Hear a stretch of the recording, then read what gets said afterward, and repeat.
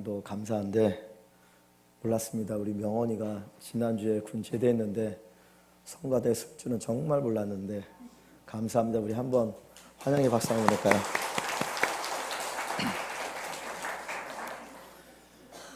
제가 목감기가 걸려서 좀 목소리가 둔탁하더라도 이해해 주시면 좋겠습니다.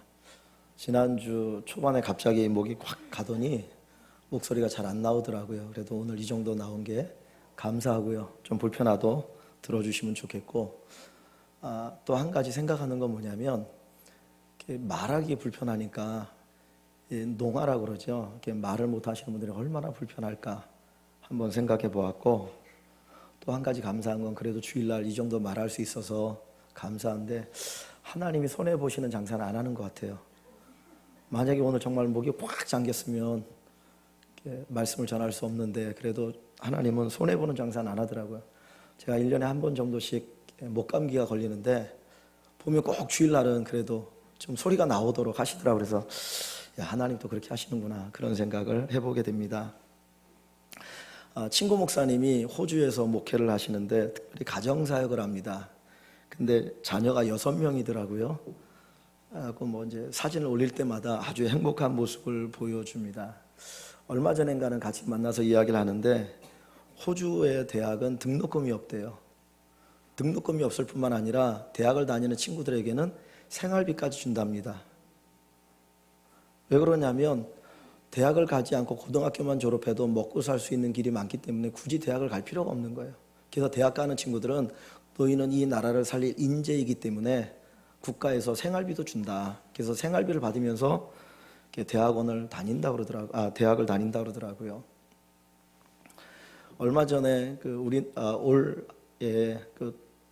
이웃 나라에 두 가지 사건이 있었는데 하나는 우크라이나에 내전이 벌어지면서 그 동부 쪽에 있는 나라들이 투표를 해가지고 우리는 러시아에 편입되겠다 그런 뉴스가 한 가지 있었고요.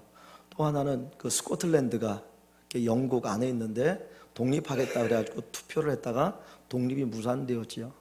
왜 우크라이나에 있는 그 동부 지역의 주들이 러시아에 편입되기를 원했는가? 또는 스코틀랜드가 왜 독립하기를 원했는가? 그것은 어느 나라에 속해 있느냐에 따라서 삶의 질이 달라질 수 있기 때문입니다.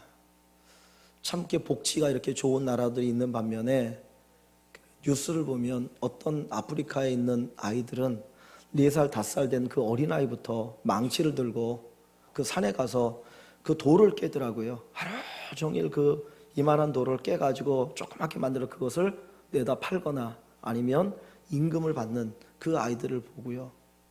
또 어떤 아이들은 태어난 지 얼마 되지 않아서 먹을 게 없어서 굶어 죽는 아이들이 수두룩히 많이 있습니다. 차이는 단 하나예요. 어느 나라에서 태어났느냐. 그래서 어떤 나라에 사느냐에 따라서 삶의 질이 달라지는 것을 우리가 볼 수 있습니다. 참 그런 면에서 우리가 대한민국에 태어났다는 것이 얼마나 큰 축복인지 모릅니다. 이런 부분에 대해서 하나님 앞에 감사할 수 있는 저와 여러분들이 되기를 소원합니다. 예수님 당시에 유대인들이나 또 예수님의 제자들 가운데 세상 나라에 관심이 많았던 사람들이 있습니다. 예수님의 12제자 가운데 한 사람인 열심당원 시몬이라고 하는 제자가 있어요. 이 열심당원은 뭐냐면 이 당시에 유대가 그 로마의 식민지였는데 로마로부터 독립하기를 원해서 가슴에 칼을 품고 다니면서 로마 앞잡이들을 칼로 죽이고 도망가는 테러리스트들이 많이 있었어요. 근데 그 중에 하나가 이 시몬입니다. 이 시몬은 예수님을 쫓아다녔던 이유가 뭐냐면 예수님이 혁명을 일으켜서 로마로부터 이 나라를 해방시켜 주기를 원했던 겁니다. 그런데 예수님의 관심은 세상 나라에 있었던 것이 아니고 하나님의 나라에 있었어요. 하나님의 나라라고 하는 것은 하나님이 다스리고 통치하는 나라를 가리킵니다. 그 하나님이 통치하시는 그 나라, 거기에 관심이 있었고 그것을 선포하셨습니다. 예수님이 이 땅에 오셔서 제일 먼저 선포하신 메시지가 무엇인 줄 아십니까? 회개하라, 천국이 가까웠느니라. 천국은 하나님의 나라를 다르게 표현한 거예요. 하나님의 나라가 가까웠으니 너희는 회개하라고 예수님이 선포하셨고 또 세례 요한도 선포하십니다. 마태복음 13장에 보면 8가지의 비유가 나오는데 그 비유들의 내용은 천국에 관한 이야기였어요. 또 마태복음 25장에 주님이 비유를 하시는데 그 비유도 천국에 관한 비유였습니다. 예수님이 부활하시고 승천하시기 전 40일 동안 이 땅에 계시면서 예수님이 전한 메시지, 천국 복음, 하나님 나라의 복음이라고 이야기합니다. 예수님의 관심은 하나님의 나라였어요. 이 땅에 하나님의 나라가 이루어지는 것, 이 땅에 하나님의 나라가 선포되어지는 것, 그것이 바로 예수님의 어떤 뜻이었고 목적이었습니다. 하나님의 나라라고 하는 것은 무력으로 이루어지는 것이 아닙니다. 이 이슬람은 무력으로 어떤 이슬람화 시키려고 하죠. 그래서 예전에도 지금도 마찬가지로 한 손에는 칼을 들고 한 손에는 코란을 들고, 코란을 받을래? 칼을 받을래? 그래서 무력으로 하고 그 성전이라고 하는 어떤 테러를 일으키기도 하고 그럽니다. 근데 하나님의 나라는 어떤 무력으로 이루어지는 것이 아니고 오직 고난 가운데 이루어질 수 있는 것을 말씀합니다. 예수님께서 겟세마네 동산에서 기도하실 때 그 로마 군병들이 예수님을 체포하려고 하죠. 그때 그 옆에 있던 예수님의 수제자 베드로가 자기가 품고 있던 칼을 빼서 그 대제사장의 종의 귀를 내리칩니다. 그때 주님 하시는 말씀이 칼을 드는 자는 칼로 망한다라고 말씀하시고요. 그러면서 하시는 말씀이 내 나라는 세상에 속한 것이 아니다. 하나님의 나라는 세상에 속한 것이 아니라고 말씀하셔요. 그리고 주님의 나라, 하나님의 나라가 이 세상에 임하게 하시기 위해서 주님은 십자가 달려 죽으십니다. 어떻게 보면 고난을 통해서 이 땅에 하나님의 나라가 이루어지는 것입니다. 하나님의 나라, 그것은 하나님이 통치하는 곳입니다. 우리는 천국을 얘기하면 장소적인 개념을 가지고 이야기합니다. 아까 그 스코틀랜드라고 하는 그 땅덩어리, 거기에 사는 사람들, 똑같은 지역에 똑같은 사람들이지만 그들이 어디를 선택하느냐에 따라서 그들이 영국 시민이 될 수도 있고 스코틀랜드 사람이 될 수도 있는 거예요. 그러니까 나라라고 하는 것을 구성하는 요소는 세 가지입니다. 영토가 있고 국민이 있고 주권이 있어요. 그런데 가장 중요한 것은 주권입니다. 주권. 그래서 하나님의 나라라고 얘기할 때 하나님이 다스리는 곳, 하나님이 다스리는 사람들, 거기가 바로 하나님의 나라입니다. 근데 성경에서 천국을 얘기할 때 두 가지 요소가 있어요. 첫 번째 뭐냐면 미래적인 천국입니다. 미래적인 천국. 우리가 죽어서 가는 천국, 그리고 예수님이 이 땅에 재림하셔서 이루어지는 천국을 이야기합니다. 오늘 우리 찬양대가 하나님 앞에 드렸던 그 찬양의 내용이 뭡니까? 저 영원한 천국이죠. 우리가 죽어서 할 그 천국을 기다리는 그 찬양을 우리에게 불러주었습니다. 요한계시록에 보니까 우리가 가게 되어질 그 하나님의 나라는 눈물도 없고 슬픔도 없고 고통도 없고 죽음도 없는 곳이라고 이야기합니다. 우리가 사실 그 나라를 가기 위해서 예수를 믿는 겁니다. 여러분들은 얼마나 하나님의 나라를 기대하며 살아갑니까? 얼마나 주님 이 땅에 오시기를 고대하면서 살아가고 있습니까? 우리 믿음의 사람들은 예수님의 재림, 하나님의 나라를 기다리는 사람들이어야 합니다. 오늘 우리가 읽은 이 본문 10절 말씀에 나라가 임하시오며 그랬어요. 나라가 임하시오며 주님의 나라, 하나님의 나라가 임하기를 기대하는 것입니다. 그것의 첫 번째는 미래적인 천국을 기다린다는 거예요. 주님이 이 땅에 다시 재림하기를 기다리고 우리가 영원한 천국에 가기를 소망하는 것입니다. 하나님의 나라를 기다렸던 분들 가운데 한 분은 손양원 목사님이십니다. 그분은 주님 고대가라고 하는 것을 지어서 많은 분들이 노래를 또 찬양을 부릅니다. 그분이 지었던 이 주님 고대가의 시를 보면 이런 내용입니다. 낮에나 밤에나 눈물 머금고 내 주님 오시기만 고대합니다. 가실 때 다시 오마 하신 예수님, 오 주여 언제나 오시렵니까? 천년을 하루같이 기다린 주님, 내 영혼 당하는 것 볼 수 없어서 이 시간도 기다리고 계신 내 주님, 오 주여 이 시간에 오시옵소서. 요한계시록 22장 21절에 보면 사도 요한은 주 예수여 오시옵소서라고 하는 간절한 기도를 드려요. 요한계시록은 천국에 관한 이야기입니다. 하나님께서 사도 요한에게 특별히 천국에 대한 환상을 보이셨어요. 그래서 그가 천국을 경험하고 나서 그 천국을 보니까 주님이 빨리 오셔야 되는 거예요. 그래서 마지막 요한계시록을 마감하면서 주 예수여 오시옵소서, 주 예수여 오시옵소서. 저와 여러분들이 예수를 믿습니다. 우리가 주님의 나라가 임하시기를 기대한다고 우리가 기도하지만 정말 주님이 이 땅에 오시기를 얼마나 간절히 사모하고 저 영원한 천국을 바라보고 소망하고 살아가십니까? 오늘날 많은 분들은 하나님의 나라에 대한, 천국에 대한 기대가 없어요. 왜냐하면 이 땅에 살기가 너무 좋기 때문입니다. 여기서 영원히 살고 싶지 천국에 가고 싶은 마음을 가지는 분들이 별로 없는 것 같아요.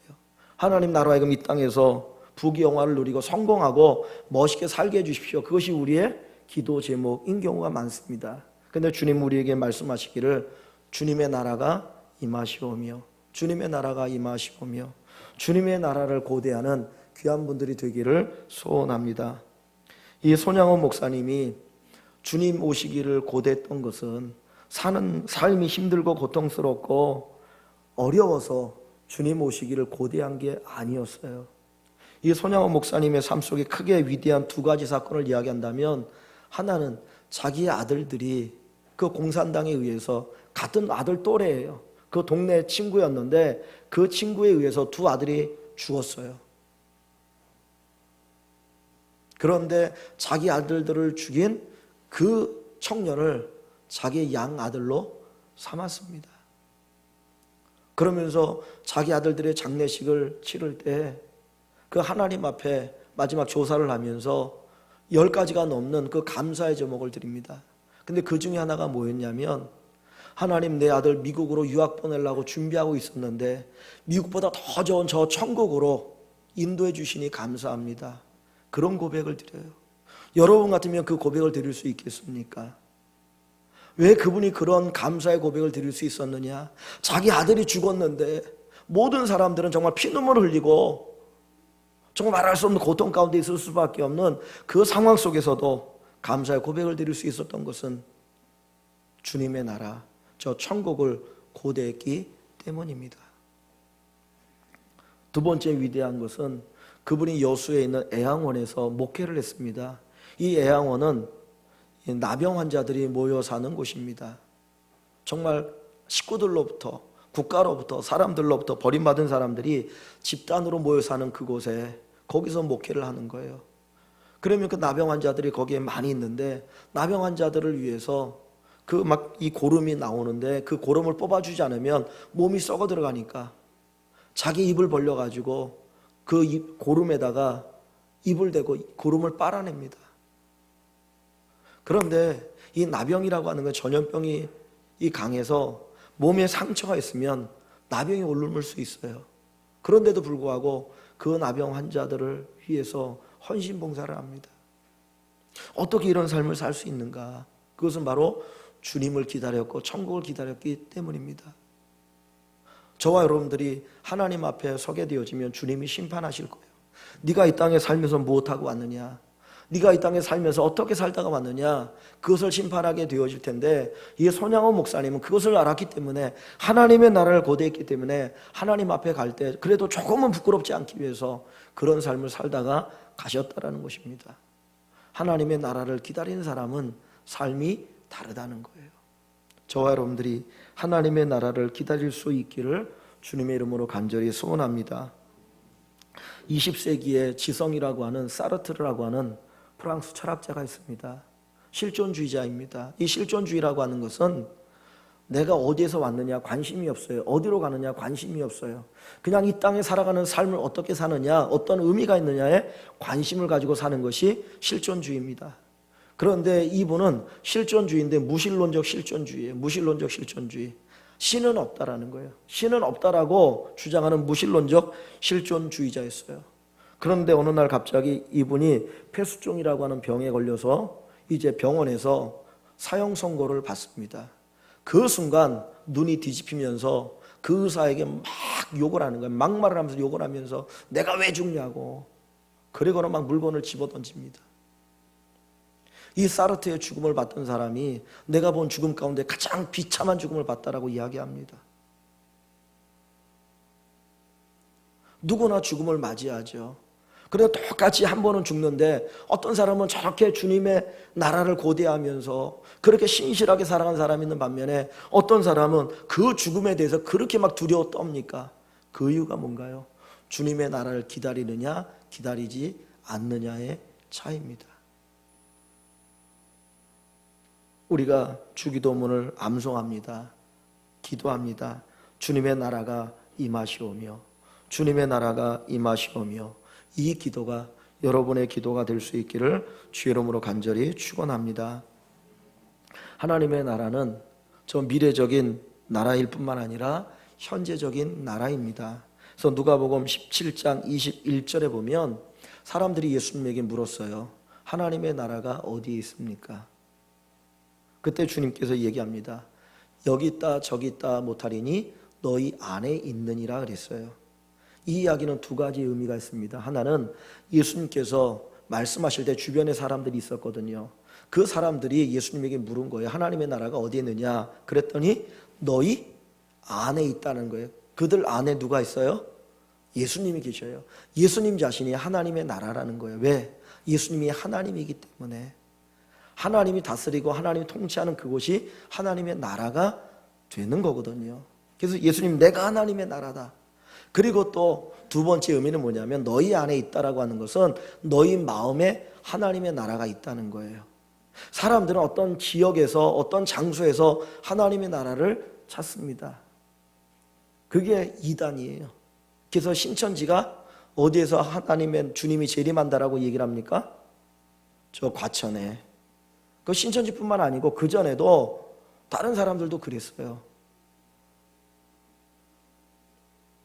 어떤 장소를 얘기합니다. 근데 주님은 장소를 말씀하지 않고 하나님의 나라가 어디에 있다고요? 우리 마음에 있다는 거예요. 왜냐하면 주님이 우리 마음에 계시기 때문이에요. 여러분들이 예수님을 영접했으면 주님이 여러분의 마음에 계시고 그것이 하나님의 나라입니다. 옛날에 오래전에 이성봉 목사님이라고 하는 그 유명한 부흥사가 계셨어요. 정말 많은 분들이 은혜를 받고 정말 이분이 설교하면 놀라운 역사들이 수없이 일어났습니다. 그런데 그 6.25 때 공산당이 내려와가지고 이성봉 목사님 붙들어 놓고 조롱하는 거예요. 야, 네가 천국을 얘기하는데 천국 한번 보여줘봐. 천국이 어디서 천국 한번 보여줘봐. 그때 그분이 얘기하기를 천국은 내 마음에 있다. 천국은 내 마음에 있다. 내 마음이 천국이라는 거예요.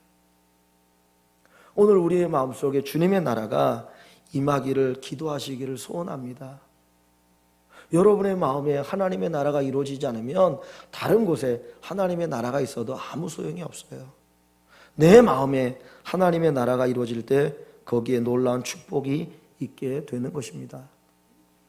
로마서 14장 17절에 보면 하나님의 나라는 먹고 마시는 것이 아니라 성령 안에서 의와 평강과 희락이라고 말씀하셔요.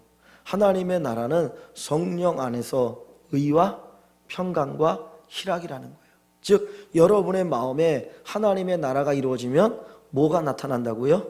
의와 평강과 희락이 나타납니다. 하나님의 나라가 내 안에 이루어지면 거룩한 삶을 살게 되어져요. 불의한 삶이 아니고요, 거룩한 자가 되어집니다. 진실된 자가 되어집니다. 하나님의 나라가 여러분의 마음속에 이루어지면 여러분은 평강을 누리며 살게 되어집니다. 불안해하지 않아요. 근심 걱정에 사로잡혀 살지 않아요. 평안함이 있어요. 왜? 주님이 다스리시니까. 주님이 내 인생을 책임져 주시니까. 그 나라가 평화의 나라가 되어집니다. 그래서 예수님이 이 땅에 오실 때 천군 천사들이 노래를 하는데 그 노래의 내용이 무엇입니까? 하늘에는 영광이요 땅에는 평화로다. 주님을 통해서 여러분의 마음속에 하나님의 나라가 이루어지고 진정한 평화가 있기를 원합니다. 그래서 구약 성경 이사야서를 보면 하나님의 나라를 얘기할 때 뭘 얘기냐면 창으로 이제 보습을 만든다 그래요. 창이 필요 없는 나라, 농기구를 만든다는 거예요. 그 나라가 평화의 나라가 되어지는 것을 가르쳐 줍니다.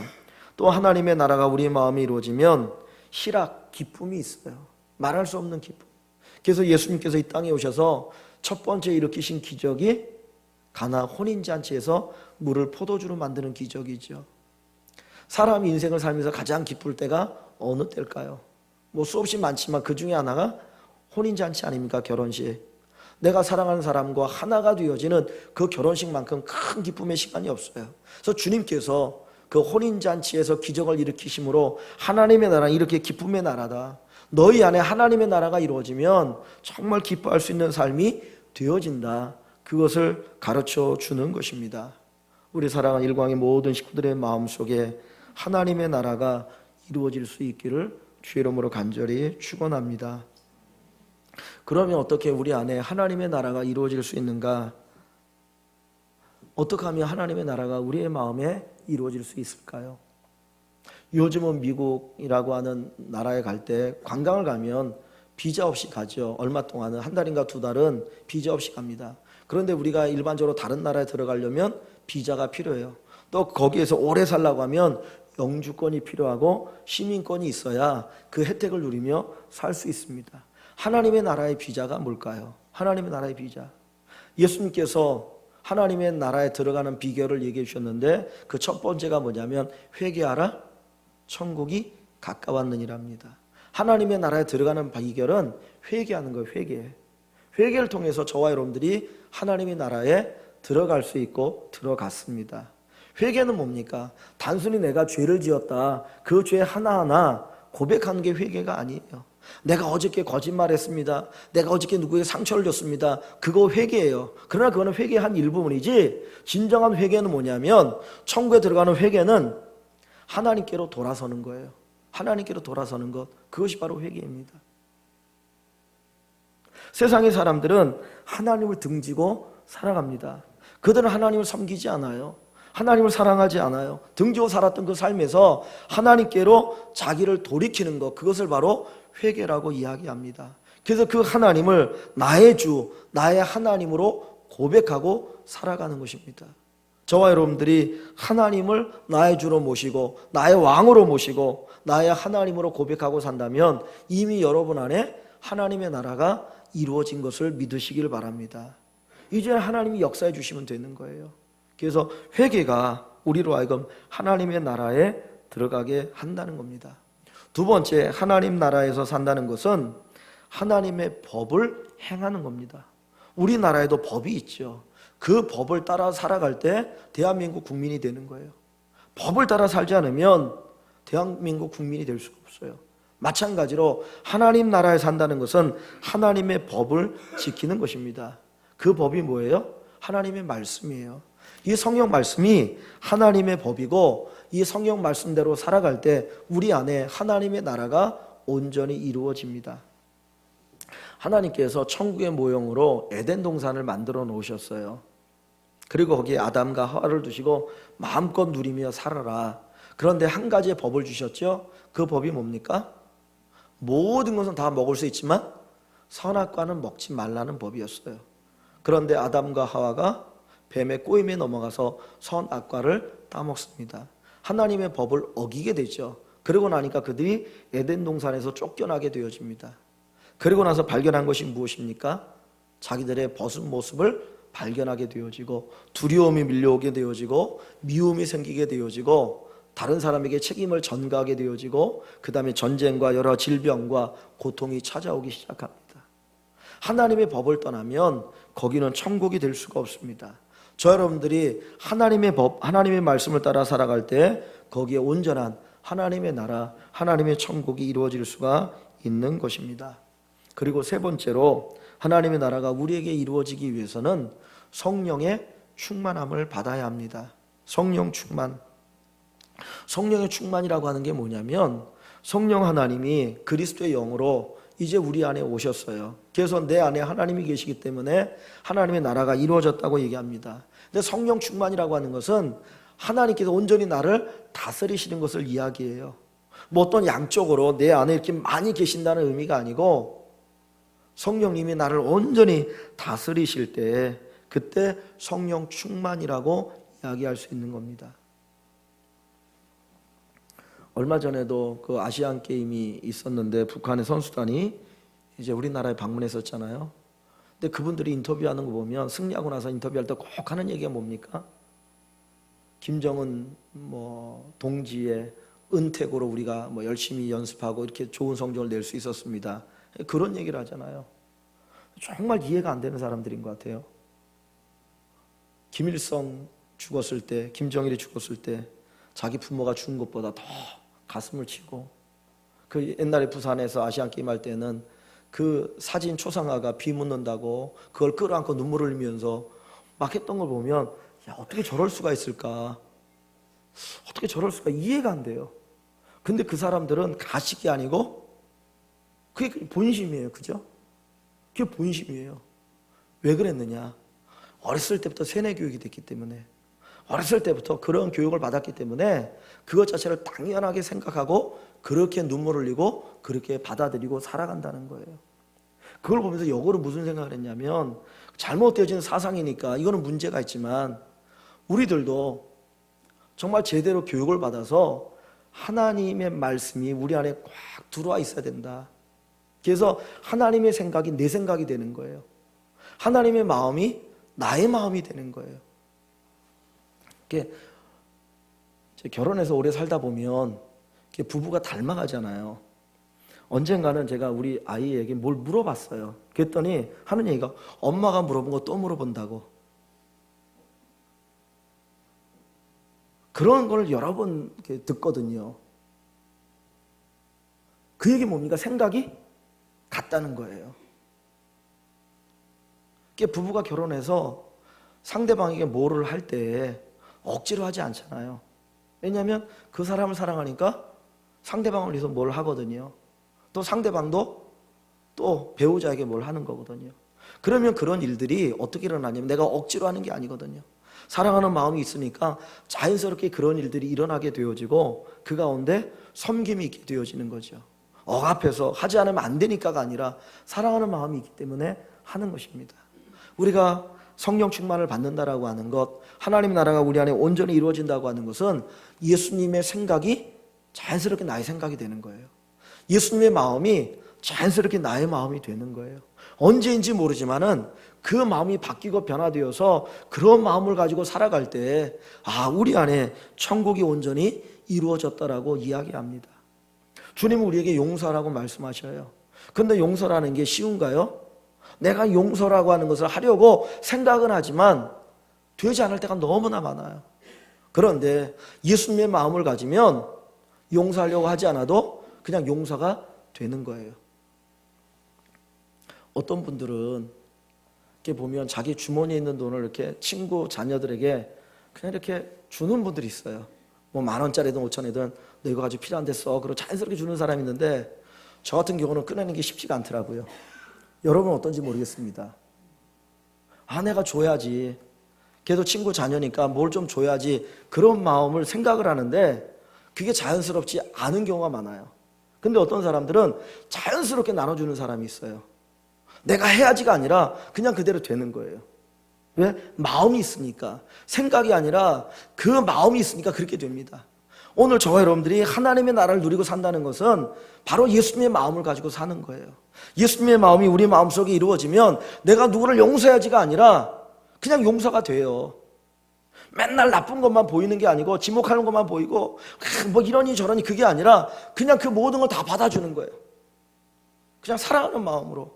그리고 잘못해도 그냥 용서하는 마음을 갖게 되어지고, 그것이 바로 우리 마음에 천국이 이루어지는 것입니다.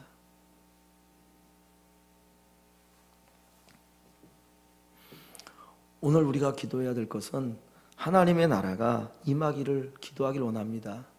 우리가 죽어서 가는 저 하나님의 나라, 주님 그 나라에 들어가게 해주십시오. 그 나라가 임하기를 원합니다. 주님 오시기를 기도합니다. 그 기도를 들으시고 또 한 가지는 여러분의 마음에 주님의 나라가 임하시기를 위해서 기도하기를 원합니다. 우리 교회 안에 주님의 나라가 임하기를, 여러분의 가정에 하나님의 나라가 임하기를, 이 사회에 하나님의 나라가 임하기를 기도하시길 바랍니다. 우리가 살고 있는 이 사회에 얼마나 불이 부정한 것들이 많습니까? 그것은 바로 사단이 지배하기 때문이에요. 하나님이 다스리시면 공의로운 나라가 되어집니다. 진실한 나라가 되어질 수가 있습니다. 그래서 우리의 소원이 하나님의 나라가 이 땅에 임하는 것, 그것이 저와 여러분의 소원이 되시기를 주 이름으로 간절히 축원합니다. 성경을 마지막으로 한 구절 읽고 마치겠습니다. 33절, 6장 33절입니다. 6장 33절. 주님이 주기도문만 말씀하신 것이 아니라 설교 중에 다시 한번 말씀합니다. 마태복음 6장 33절 같이 봅니다. 그런즉 너희는 먼저 그의 나라와 그의 의를 구하라. 그리하면 이 모든 것을 너희에게 더하시리라. 아멘. 너희는 먼저 하나님의 나라, 하나님의 의를 구하라. 너희는 먼저 하나님의 나라, 하나님의 의를 구하라. 그리하면 어떻게 한다고요? 이 모든 것을 너희에게 더하시리라. 책임져 주시겠다는 겁니다. 여러분은 다른 거 구하지 마시고 하나님의 나라를 구하시기 원합니다. 하나님의 나라가 내 마음속에 온전히 이루어지기를, 여러분의 가정에, 여러분의 삶의 현장에 이루어지기를 구하시고, 그 가운데 주님이 여러분의 인생을 책임지시는 것을 경험하는 우리 일광의 모든 식구들이 되시기를 주의 이름으로 간절히 소원합니다. 우리 잠시 말씀을 생각하면서 기도하겠습니다.